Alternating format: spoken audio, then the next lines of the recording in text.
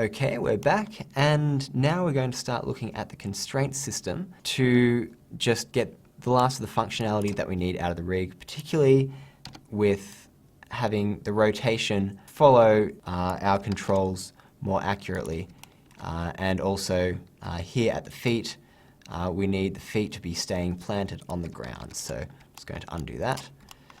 And so we're going to be setting this up in a fairly simple manner. I'm going to select the control, then select the top of the toe joints, constrain, and we want an orient constraint here, which with the default settings, that's going to flip the toe out to the side, which as you can see doesn't look very nice and actually looks kind of painful. So I'm going to go ahead and undo that. We're going to go constrain, orient option box. So now we actually want to, if we reset our settings, we want to maintain offset, and we want to constrain all axes and hit apply. Okay, so that's looking much better now. And so we'll actually get to see this effect. Once we start moving the foot around, you'll see that these other toes, let me just close that window, are not following the control, but this toe that we've just oriented is, and if I'll turn that off to make it a little easier to see. And so that's what we want to happen to the rest of the toes. So I'm going to undo those moves and turn our joints back on, and we can simply select our foot control and shift select our middle toe and hit G to repeat the previous action. And we're going to do that again, this toe here, hit G. We're going to do that exactly the same thing for the other foot, so I'm just going to go along, shift selecting these, don't select your IK handle, just hit G and G again. Okay, great. And we want to have a similar sort of thing happen with the hands over here. So we're going to just select our control here and G, and we're going to orient constraint that. And we're actually going to be doing this along for the entire arm system. So G, so we're going to come over here to the elbow control and the elbow joint, hit G, shoulder control and the shoulder joint, hit G, and also for the right shoulder joint, hit G, and again over here. And so we're just going to quickly have a look at that, see what that's done.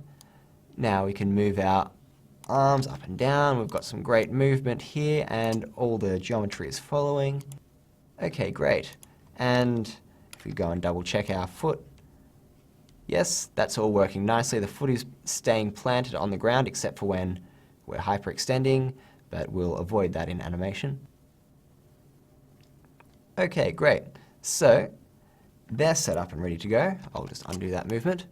But we still need to fix the head, which we're going to be doing in exactly the same way. So I'm going to shift select the head control and hit G. And now you notice that the head actually moves right where we want it to, which is matching up exactly with the controller. So undo that. Now what we're looking at doing is having, instead of having to counter animate these each time we move the head, we're going to have them automatically guess the in-between rate for us. So what we're going to do is select the head, shift select the torso here, and then also shift select this neck control. And we're going to go to constrain, but instead of orient, we're going to go to parent this time. And parent, and we want to maintain offset and hit apply. As you'll see, the parent constraint actually constrains the translate and the rotate. And so we'll come here. These are the two objects that are affecting it. So we've got the head control, which is here, and the torso control, which is over here. And we want them to share the weight, have 0.5 influence on it each. Actually, because this control is closer to the head, we're going to give the head a more prominent weight of 0.7, and the torso is going to be at 0.3. Now, to see what that's doing, is if we move this from side to side, you'll see that this control here is actually justifying to the difference between the head and the torso control. So we want to be setting that up again for this controller in here. So we'll do that the same way, is shift select the head, shift select the torso, and then shift select our control here, and we'll click apply. And so we get that constraint, and we'll put 0.3 weight on the head and 0.7 on the torso. And we'll see what that looks like.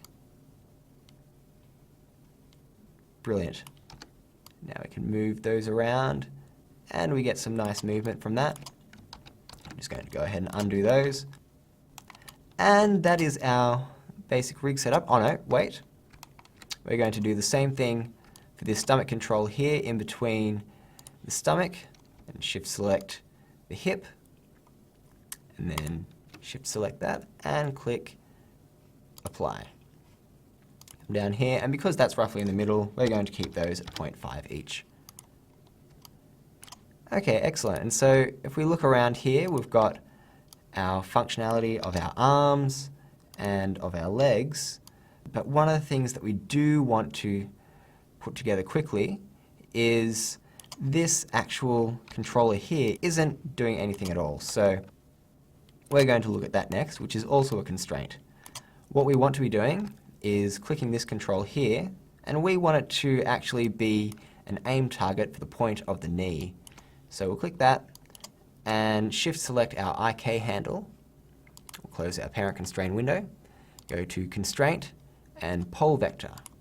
We'll click that, and now this controller actually will be kind of like a look-at control for where the knee is in relation to the rest of the body. So that means that we can have the knee go out to the side or just simply adjust it while we're animating. We're going to go ahead and do that for the other side as well. Hit G, and you'll see that you've got that same functionality. Brilliant. Okay, next we've got a few more things to set up, which is actually going to be the fingers and the toes.